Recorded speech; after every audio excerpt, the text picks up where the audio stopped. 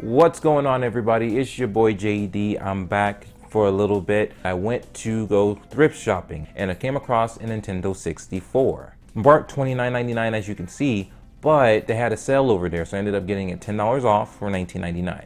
Comes with 2 controllers, comes with 1 RF adapter. I'm gonna switch it over for a AV cable to at least get it to standard. And it comes with 1 power cable. If you look inside the N64, it's not the best shape. It is pretty junky, it's a little nasty, but I'm gonna clean it up. So my purpose is to actually sell it. Right now it's probably selling online for like maybe 50 to 70 bucks. So my goal is to get it cleaned up, make sure it works, and then sell this thing on eBay. And I want to have you guys follow me on this journey. So I just wanted to introduce it. Then I'm gonna show you what it looks like before, after I clean it up, make sure this thing works, put it up on eBay or sell it through some nearby game stores nearby. So let's go ahead and take a look at this Nintendo 64. Alright, ladies and gentlemen, so here we are. We have the Nintendo 64. As you can see, it is the black one. It comes with the 2 controllers. One of them is gray, but it is a little discolored. Here's another one. It's actually broken. It's missing the nub, but it still might work. I'm not gonna sell this. I might just give it away, but I want to make sure it works first before I just give it up. But as you can see, it has its power adapter, has the AV, which is actually an RF hookup. So that's actually the worst kind of hookup you can have when it comes to video quality for game systems. When I looked at it, the cartridge slot itself looks okay. We can still clean it up real good. It's a little dirty right there. We got some things going on in here. We'll have to open it up and clean it out. Of course, you got the writings for codes, and you have some scuffs right here. I'm gonna see if I can remove that with some magic eraser. You have this, which is a little dirty, and of course you have the basic expansion pack there. Is not the actual one that you want. Yeah, that feels good. Reset button feels good. It's not sticky. It has the serial number on the bottom, all the covers on the bottom as well, so I'll show you that. Yep, so it's all there. So ain't nothing to it but to clean it. And actually what I'm gonna do is I'm gonna plug this thing up to see if it actually works right out of the gate.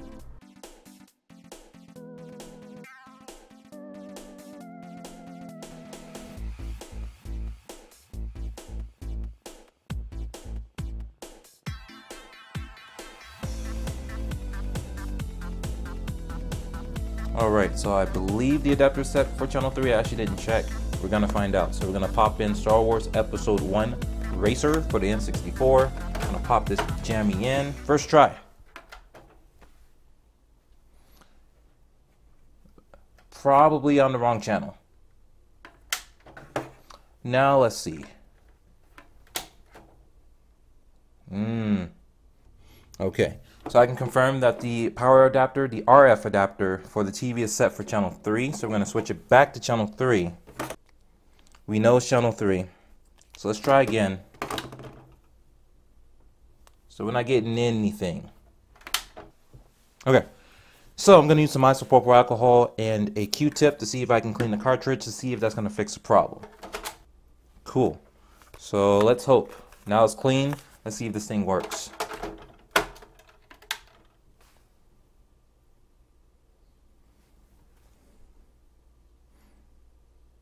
Nice. Alright, so as you can see, it works. That's good. So the next thing I'm going to do is I'm going to do a race with the controller to see that the controller actually works. So let's see how that goes.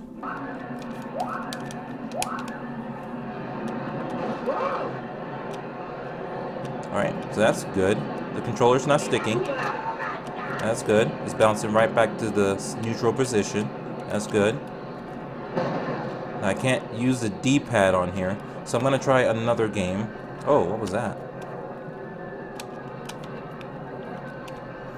I'm not trying very hard, so forgive me if I look like shit while I'm driving. Okay, so down checks to report on the status of your engines, so we know that works. But I'm going to try a wrestling game. That's probably the best game I can use for a D-pad. So let's go ahead and do that. This is WCW NWO Revenge. Looks like I have to clean that one too. Jeez. Alright, let's see what we get.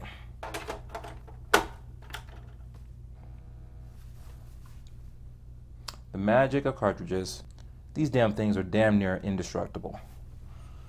So this is going to allow me to really test out the D-pad. All right, feels good. Oh, if I remember how to do this. Low blow and he blocked it. Punching him. Hulk Hogan is punching him, hitting him with the strikes. Up, he went back a little bit, hit him with a strong strike. Oh, low blow. That was not pleasant whatsoever. But Hulk Hogan recovers back, but he got countered yet again. Low blow gets blocked. Gonna hit him with a knee strike. Gotta kick him. Hitting him in the face. He blocked that. See if I can remember some of the mechanics in here. Nice.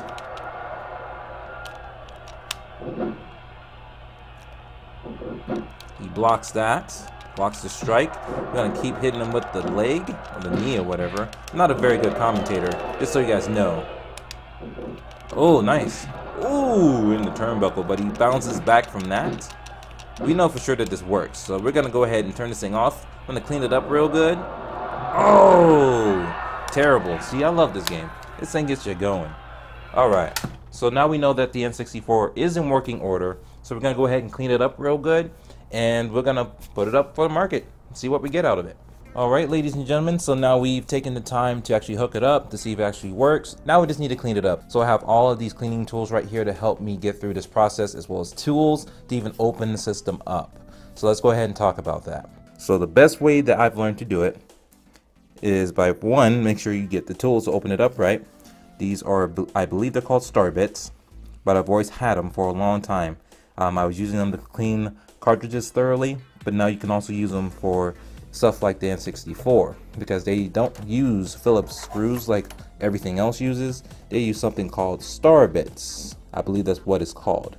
So you have to use a special tool, or I believe you can use a pin too to do that, but it's much easier to just get that actual bit for your screwdriver, and it usually costs about between $5 to $7 to get both of them, because one size is for the consoles and some are for games as well that have different size star bits or game bits. So if I'm not pronouncing it right, I apologize. For the scratches, I will be using a magic eraser. It is more scuffs than scratches. This thing will probably remove a lot out of here in terms of the scuffs that you see right there, because soap and water by itself is probably not going to take off those big white scuffs you see right here. So if it does, awesome, we won't need to use it, but if we do, then we'll have to use it diligently.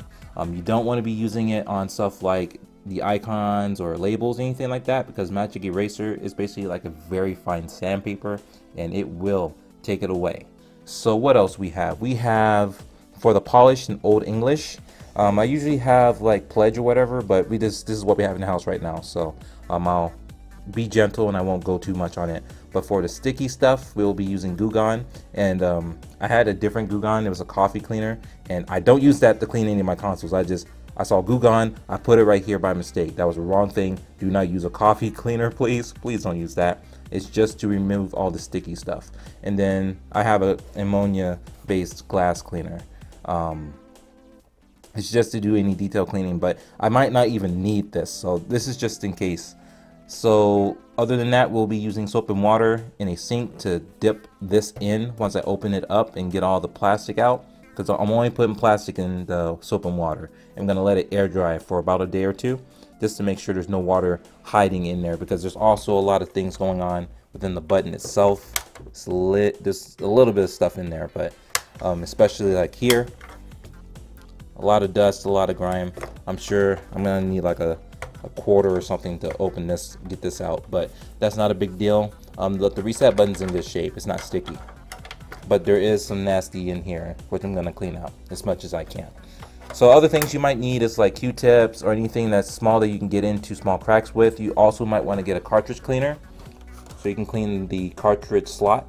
I have something that I can use after I open the casing up, because I have something that is not meant for the system, but it has a little like ridge so you can just go into the slot with. So I hope that works. If not, you can use something that's called the credit card method, which you can just basically get like a felt cloth, something that's really thin that doesn't have any lint. You use a credit card, you use that to go in and out to clean it up. So that's what we're going to be using to clean up the system. Hey everyone, so as I was editing this video, I realized how long it is, so we're going to break it down into a two-part video. So hope you enjoyed this part of the video. Give me a thumbs up if you enjoy this. If you want to see some more, leave a comment down below and I'll talk to all of you later. Peace out.